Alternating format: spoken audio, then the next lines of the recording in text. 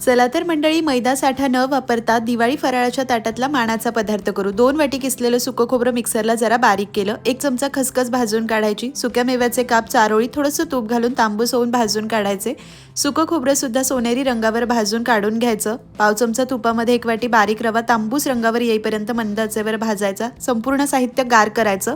गार झाल्यावर वेलची पूड आणि 1 वाटी पिठी साखर घालून मिक्स करायचं।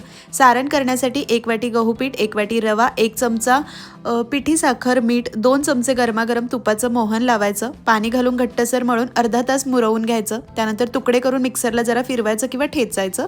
एकसारख्या लाट्या करायच्या, पातळ पारी लाटायची, साच्यावर पारी ठेवायची, सारण भरायचं, कडेला पाणी लावायचं, करंजी बंद करायची, सगळ्या करेपर्यंत बाकी झाकायच्या।